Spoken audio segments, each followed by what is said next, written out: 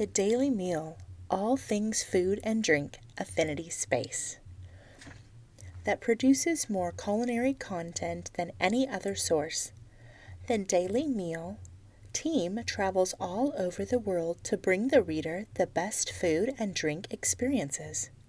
The Daily Meal is fresh and exciting.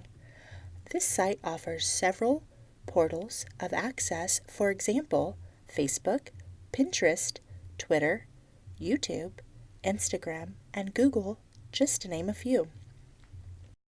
A newbie, like me, can enjoy this site with or without becoming a member. A master at this site would most definitely be a member. Membership is free. Once one becomes a member, even more affinity space opens up within the original affinity space. For example, as a member, you can write and publish restaurant reviews in your local area. This is also a type of digital citizenship, providing a service to your community. You may also upload your own recipes to this site. Once you have shared your recipe, it goes through a review process and then published for millions of viewers from around the world to read and even try. Viewers may comment on your recipe. They may share whether they loved it or hated it, or they may offer improvements and/or general feedback. This affinity space interacts with people from around the world, creating relationships through breaking bread virtually. As a newbie and a super foodie all around, I decided to become a member of this affinity space. The process was simple. Create a username, password, and pick or upload a photo as your online avatar that depicts your personality.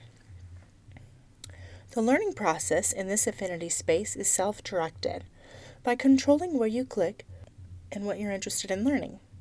Do you want to know more about making homemade pasta dough or cakes from scratch?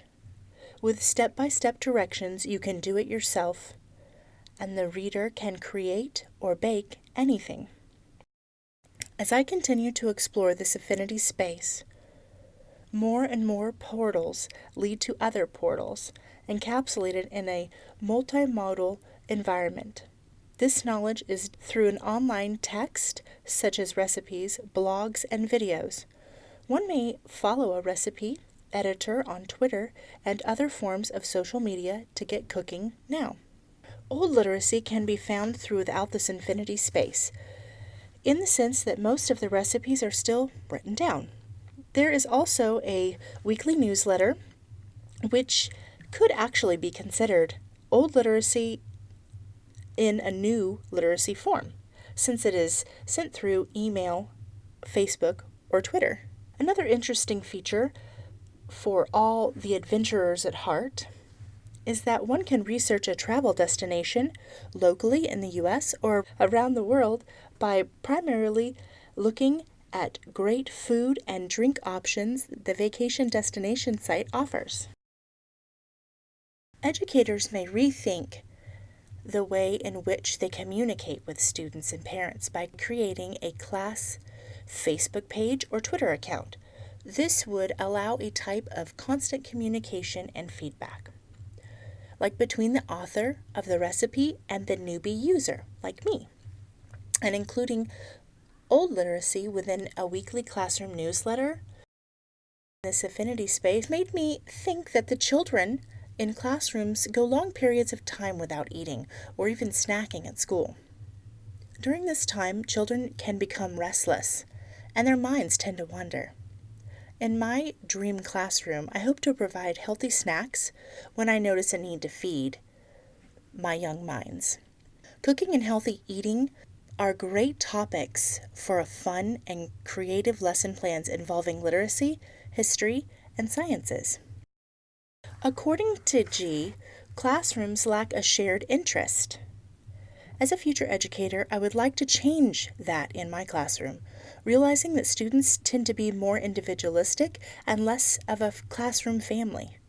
one can hope that students could and would gain a different perspective in the classroom by incorporating more multimodal activities within the classroom setting itself. For example, create a class wiki or a Facebook page. Taking directly from the affinity space that I researched, students may acquire new skills or embrace old ones by learning to work together or independently, learning from one's mistakes, and creating a more unified classroom experience.